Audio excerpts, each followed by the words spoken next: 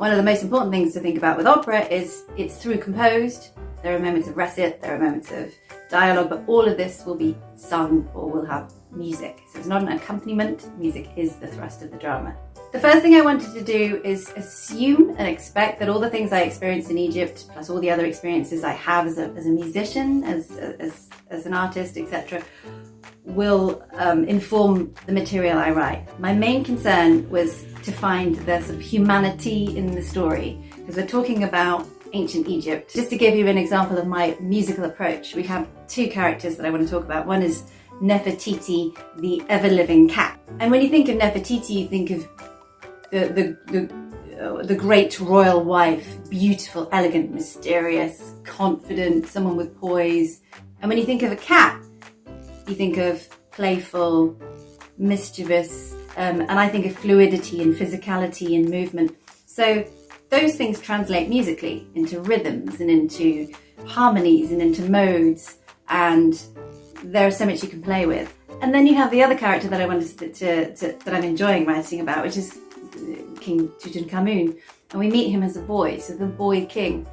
And then you have the king. So how do those two worlds meet? Well, musically, I can find a language for the grandeur, the sort of mystery and the godlike sort of almost religious kind of side of him. And then as a boy, I can find a language for him. And I think it might just be a good idea if I show you.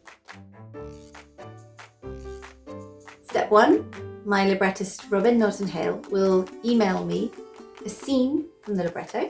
My first thing is read it, print it out, read it again, read it out loud so I can hear how words land and get a sense of what's happening, what's happened before, where's the scene coming from, where's it going to, and then I get away from it. Put the paper down because I don't want these guys to get involved just yet. And then there'll be a point at which it's time to come and sit down at the piano. So I'll sit down at the piano and I'll let these guys out.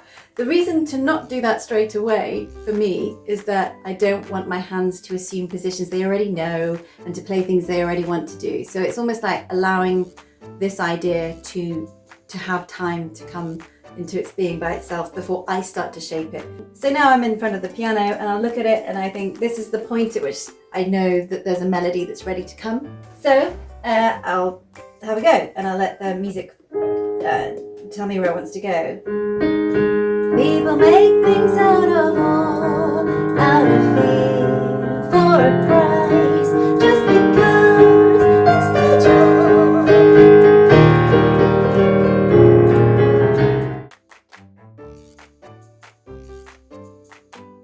Step 2 is build up that bad boy that I just did on the piano.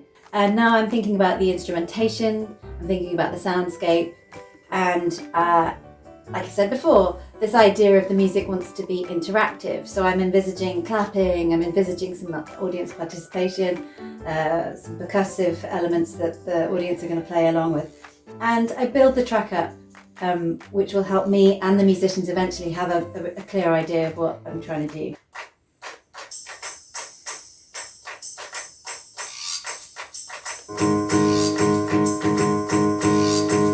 And we got a cello.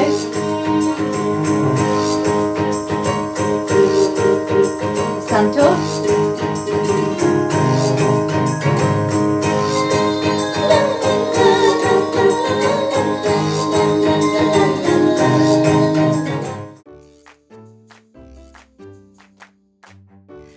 Step 3.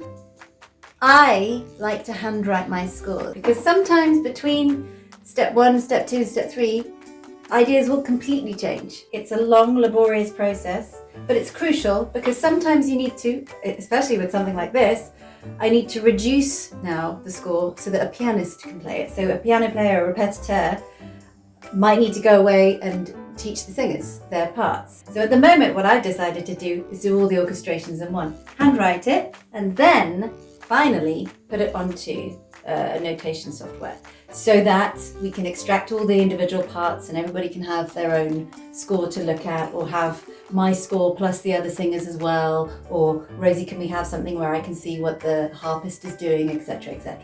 You can hear the whole score if you come and see Tutankhamun's shoes when it's on tour.